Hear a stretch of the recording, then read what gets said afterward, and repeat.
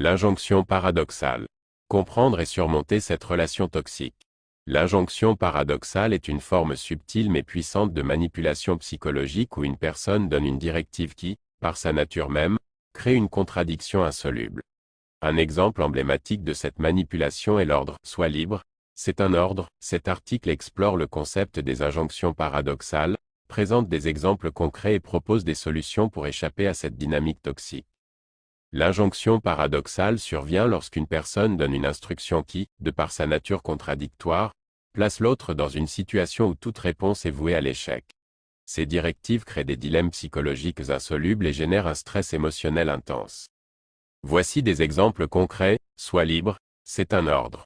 Cette injonction crée un paradoxe en ordonnant la liberté, une condition qui, par définition, ne peut être imposée.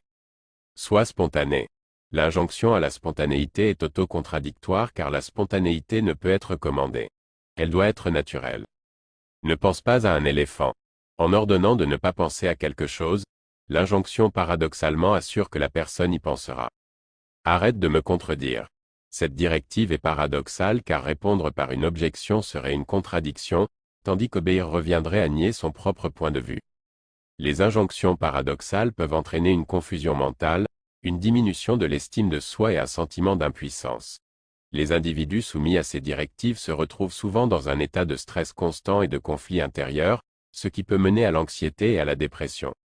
Dans les relations personnelles ou professionnelles, les injonctions paradoxales peuvent instaurer une dynamique de contrôle et de manipulation. L'individu imposant ces directives exerce un pouvoir subtil mais dévastateur, rendant la victime perpétuellement incapable de satisfaire les attentes contradictoires. La première étape pour échapper à cette dynamique est de reconnaître l'existence de l'injonction paradoxale. Identifier et comprendre la nature auto-contradictoire de ces directives est crucial pour commencer à s'en libérer. Il est essentiel d'établir des limites claires et de communiquer de manière assertive avec la personne imposant ces injonctions. Refuser de se soumettre à des directives paradoxales et demander des clarifications peuvent aider à briser ce cycle toxique. Parler à un professionnel de la santé mentale, comme un psychologue ou un conseiller, peut fournir des outils pour faire face à la manipulation. Les groupes de soutien offrent également un espace sûr pour partager des expériences et découvrir des stratégies efficaces. Renforcer l'estime de soi est fondamental pour résister aux injonctions paradoxales. S'engager dans des activités favorisant le développement personnel et le bien-être émotionnel peut aider à restaurer un sentiment de contrôle et d'autonomie.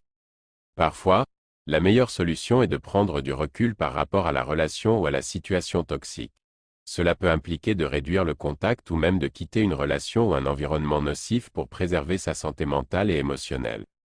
Les injonctions paradoxales représentent une forme insidieuse de manipulation psychologique qui peut avoir des effets dévastateurs sur la santé mentale et émotionnelle. En reconnaissant ces directives, en établissant des limites claires, et en recherchant du soutien, il est possible de briser ce cycle toxique. La clé est de retrouver son autonomie et de se protéger contre les injonctions qui cherchent à saper cette liberté. Les points clés à retenir: l'injonction paradoxale impose des directives contradictoires, créant un piège psychologique. Sois libre, c'est un ordre. Sois spontané. Ne pense pas à un éléphant, arrête de me contredire. Confusion, diminution de l'estime de soi, et relations toxiques.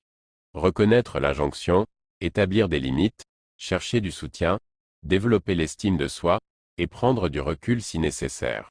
En suivant ces stratégies, les individus peuvent se libérer de ces manipulations et retrouver leur équilibre émotionnel et mental, ainsi que leur autonomie.